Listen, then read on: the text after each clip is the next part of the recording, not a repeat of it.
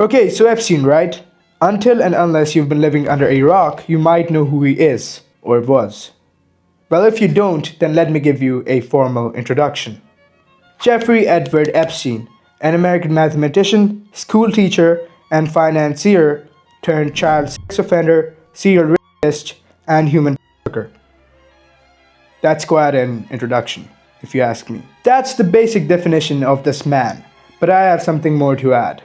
Jeffrey Epstein was Mossad. Anyway, this is not a conspiracy theory anymore. These claims, which seemed like conspiracy theories, have been backed up allegedly by the release of the new Epstein files. Okay, so let's begin the connection. Jeffrey Epstein was mostly funded by one man, Lex Wexner.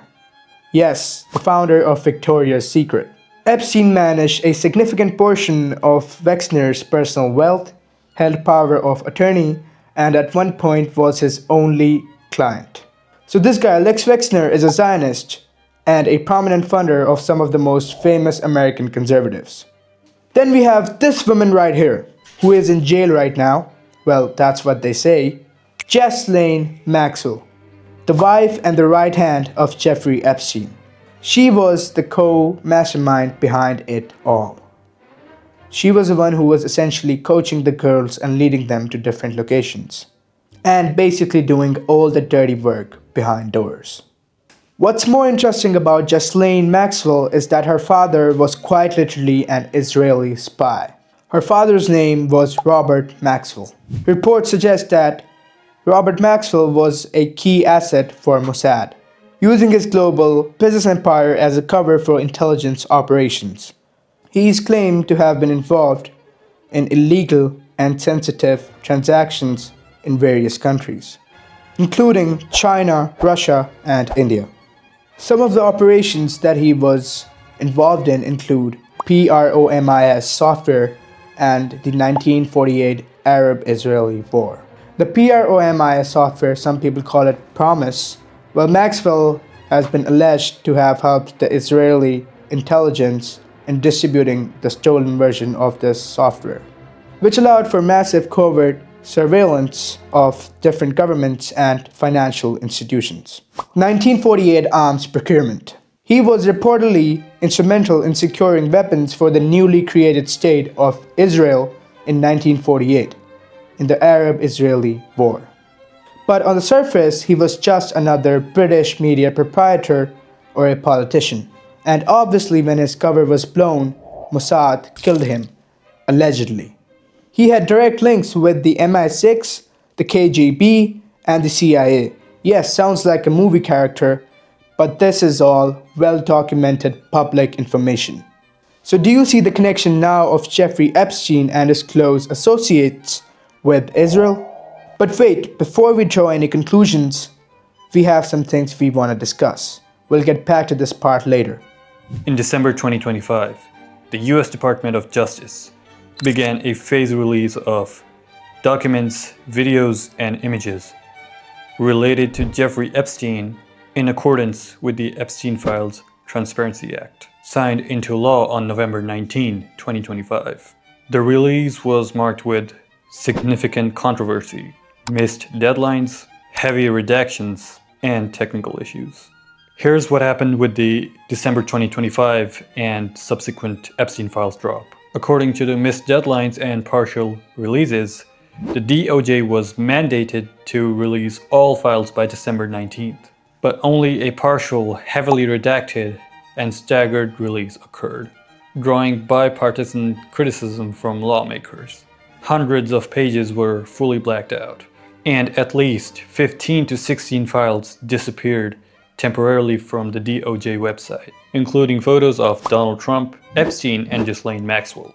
Later in December, additional files were released with more frequent mentions of Donald Trump, including a 2020 email suggesting that he flew on Epstein's jet more often than previously reported in the 1990s. A handwritten note, purportedly from Jeffrey Epstein to Larry Nassar, that made crude references to Donald Trump was released, but the DOJ later stated that the FBI deemed it fake. The DOJ announced a major follow-up release on January 30, 2026, which it stated would be the final significant disclosure. The DOJ released 3 million plus pages, 2,000 videos, and 180,000 images, bringing the total released to over 3.5 million pages. The January releases were heavily criticized for failing to properly redact, with reports with the name of victims and, in some cases, nude images of young women were exposed. So now that we have the context behind these files, let's discuss some of the big names that are mentioned or seen in these files. Elon Musk. The documents included email correspondence between Jeffrey Epstein and Elon Musk over travel plans Epstein appeared to be arranging, although Musk has said that he never visited the Epstein private island. In November 2012, Musk wrote in one email, "What day night will be the wildest party on your island?" In another from December the same year, he wrote, "I really want to hit the party scene in St. Bart's or elsewhere and let loose," adding that a peaceful island experience is the opposite of what he's wanting. Musk responded in an X post in January, acknowledging that the emails might be used to smear my name, but said he was more concerned about the prosecution of those who committed serious crimes with Epstein. Bill Gates. 2 emails from July 2013 are written as though drafted by Jeffrey Epstein, but it's unclear if they were ever genuine or were sent to the Microsoft co-founder Bill Gates. One email is written as a resignation letter from the Bill and Melinda Gates Foundation and complains about having had to procure medicine for Gates to deal with the consequences of sex with Russian girls. In an interview with NPR, his ex-wife Melinda said the release of the documents brought up memories of their martial struggles. "I'm able to take my own sadness and look at those young girls and say, my God, how did that happen to those girls?" she said. "At least for me, I've been able to move on in life, and I hope there's some justice for those now women." As a response, a spokesperson of Gates told the BBC, "These claims from a proven disgruntled liar are absolutely absurd and completely false." Richard Branson. Richard Branson's name appears hundreds of times in the Epstein files. In one 2013 exchange, Epstein thanks Richard Branson for his recent hospitality and his advice on public relations, to which Branson replied, "It was really nice seeing you," adding, "Anytime you're in the area, we'll love to see you, as long as you bring your harem." The Virgin Group has clarified that the term harem refers to 3 adult members of the Epstein team. Virgin Group said Branson's contact with Epstein was only a few occasions more than 12 years ago and was limited to group or business settings, such as a charity tennis event. The statement added, "When Epstein offered a charity donation, the Bransons asked their team to carry out due to diligence before accepting the donations, which uncovered serious allegations. As a result of what the due diligence uncovered, Richard and John decided not to speak with Epstein ever again. Had they had the full picture and information, there would have been no contact whatsoever." Richard does believe that Epstein's actions were abhorrent, inappropriate, and supports the right to justice for his many victims. Andrew Mountbatten Windsor. Photos of Andrew Mountbatten Windsor, in which he's kneeling on all fours over a female on the ground, have also been included in the Epstein files. In 2 of these images, the former prince is seen touching the person fully clothed on her stomach. Another image shows him staring directly at the camera. No context is supplied for the photos, and it is unclear when and where they were taken. BBC did try to approach Andrew to get a comment on his actions, but he repeatedly denied any wrongdoings. Bill Clinton. In the Justice Department's first release of Epstein documents in December, several images showed former US President Bill Clinton, including a picture of him swimming in a pool and another with him lying on his back with his hands behind his head in what appears to be a hot tub. Bill Clinton has been photographed with Jeffrey Epstein several times in the 1990s and the early 2000s. A spokesperson for Clinton, Angel, said on social media in December that the photos released by DOJ were decades old. They can release as many grainy 20-plus-year-old photos as they want, but this isn't about Bill Clinton. Never has, never will be, he said. There are two types of people here. The first group knew nothing and cut Epstein off before his crimes came to light. The second group continued relationships with him after. We're in the first, he said. In a post on social media, Clinton said that he told everything he knew to the Congress.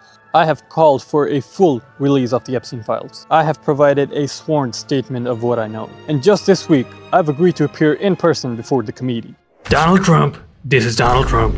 The name of the US president is mentioned hundreds of times in the newly released files, including a list compiled by the FBI of allegations made against Trump by callers to its National Threat Operations Center tip line.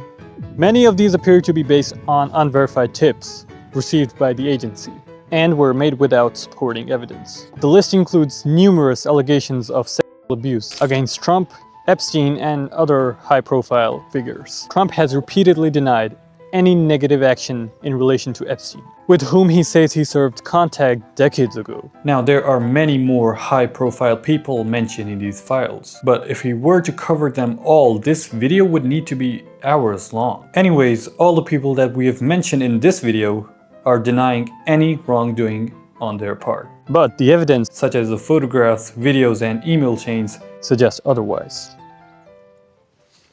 Hey, I'm back. So, do you guys remember the connection I made earlier of Jeffrey Epstein and his close associates with Israel? Well, let's build on that notion further.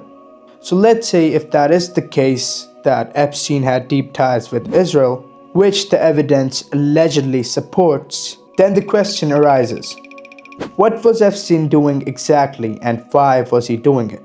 Essentially, Epstein ran a honey trap operation with his wife, Ghislaine Maxwell. They invited many key and powerful figures in the Western politics to their island and different mansions, where they would allegedly perform these heinous crimes that we have all seen in the files, and Jeffrey and his wife would document the whole ordeal, which could obviously be used against these figures later on. But why would they do such a thing? Well, if we go by the notion we built on earlier, that they had deep ties with Mossad and Israel, then it's quite obvious what the answer is. They did all of this so that they can blackmail these figures so that Israeli lobbyists in America could have greater hold over US politics and politicians. After looking deep into the Epstein files, it's pretty clear that the conspiracy theories about the world's elites are not that far-fetched from reality. The notion that they eat babies, they rape children, they traffic humans, might be based on facts, allegedly. And the rhetoric that Israel controls US politics is also slowly but surely turning out to be true. Anyway, now that you guys know the whole story behind the release of the Epstein files and the motivation that led Epstein to do such heinous crimes, tell us what you think in the comments. Let us know about your opinion and we'll definitely read your comments. And don't forget to like and subscribe and share to as many people as you can to raise awareness. Other than that, I would like to say on the behalf of my team that we are not suicidal at all, and we don't plan to disappear in the future. Wake up before it's too late. Do you think you're the devil himself? No, but I do have a good mirror. It's a serious question. Sorry. Do you think you're the devil himself? I don't know. Why would you say that? Because you have all the attributes. You're incredibly smart. You remember, the devil is somebody the devil knows. Smart? The devil's brilliant. You read Milton's Paradise Lost. No, the devil scares me.